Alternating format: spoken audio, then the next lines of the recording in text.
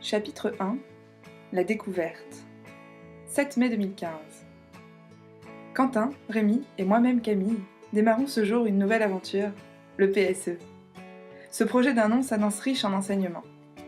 Mais tout ce que nous savons pour l'instant est que nous allons travailler sur des biocomposites. 12 mai. Curieux et enjoués, nous avons donc voulu en premier lieu observer nos composites de l'intérieur pour vérifier que la résine pénétrait bien les fibres, ce qui s'est révélé être un sacré défi. Première ressource mobilisée, l'atelier du PMMH, où nous avons fait la connaissance du massicot en coopération avec l'azote liquide. Admirez le travail.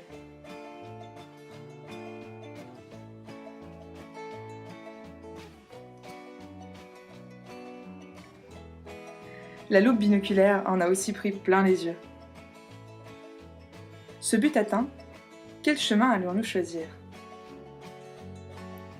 Chapitre 2 L'Espérance, 27 mai 2015.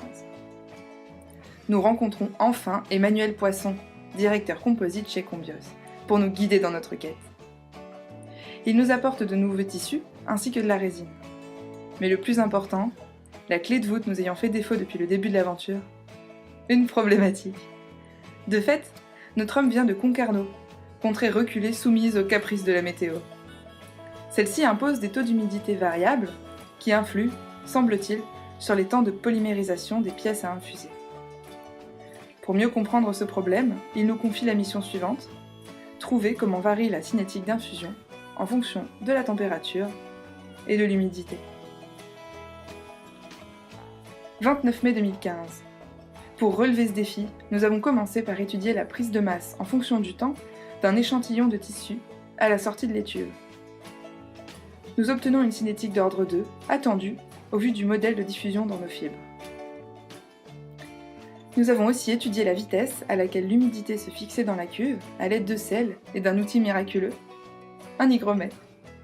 Nous découvrons que quelques jours sont nécessaires à un établissement fiable. Pour repousser toujours plus les frontières de la connaissance de nos résines, nous avons aussi étudié leur temps de gel en fonction de la température. Nous nous retrouvons en terrain connu avec une cinétique suivant la loi d'Arrhenius. 5 juin 2015, nous aboutissons dans nos recherches en étudiant la prise de masse des tissus en fonction du taux d'humidité. On voit que celle-ci est exponentielle et nous comprenons mieux la détresse de Monsieur Poisson. Chapitre 3 L'errance, 2 octobre 2015. Du jour au lendemain, Monsieur Poisson n'a plus donné de nouvelles, et nous nous sommes résolus à demander secours à quelqu'un d'autre. Antoine Châteauminois, gourou de l'infusion, nous a éclairé de ses conseils afin de mettre en place des manipulations sur table pour étudier la cinétique d'infusion des résines. 16 octobre 2015, nous cherchons donc à mettre en place un montage qui accueillera notre tissu et dans lequel nous ferons circuler la résine aspirée par une pompe à vide. 22 octobre 2015, nous nous orientons vers une cuve en plexiglas, selon ce modèle, que nous filmerons par le dessus avec une GoPro. L'atelier du PMMH, toujours serviable, nous est cette fois encore d'une grande aide. Cependant, il nous reste un défi de taille. Trouver quel joint utiliser pour assurer l'étanchéité de notre cuve. C'est là que la longue marche à travers le désert des fuites commença. 3 mois plus tard, notre créativité a été acharnée. Nous avons testé aluminium, film alimentaire, scotch, scotch double face, caoutchouc, pâte de dentiste, si je vous assure, avant de nous procurer par hasard le joint utilisé dans l'industrie. C'est celui-là même qui, en fait, a sonné le glas de notre première cuve, devenue inutilisable après toutes ces expérimentations. Nous retenons la pâte à dentiste, mais devons repartir de zéro pour la cuve. Chapitre 4 Le renouveau. 3 mars 2016. Il semblerait que notre quête doive de nouveau passer par l'atelier du PMMH, où nous dessinons ce nouveau modèle de cuve, grâce auquel il sera plus facile de serrer le joint rose et d'assurer l'étanchéité. Même si nous perdons plus de temps avec les 32 boulons à visser à chaque manipulation.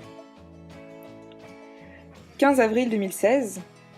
Notre expérience semble enfin reproductible Et c'est alors que MATLAB et Imagy nous permettent d'exploiter nos vidéos. Imagy pour nous donner un diagramme spatio-temporel de la diffusion, c'est-à-dire la juxtaposition, pour toutes les images de la vidéo, d'une ligne de pixels montrant l'avancée de la résine. MATLAB, quant à lui, nous permet de lisser la courbe résultante, d'exclure les points aberrants, et de fitter enfin avec le modèle de Darcy. Le résultat fut au-delà de toutes nos espérances. Nous épousions la théorie avec un excellent taux de corrélation. Le Saint Graal, j'entends la perméabilité du tissu, était enfin à portée de main. Rien moins que 10 kg Darcy. 7 mai 2016. C'est ainsi que s'achève cette belle aventure, exactement un an après son début. Merci aux encadrants de PSE, aux ateliers du CIM et du PMMH, à messieurs Yongé et Châteauminois, et à bientôt.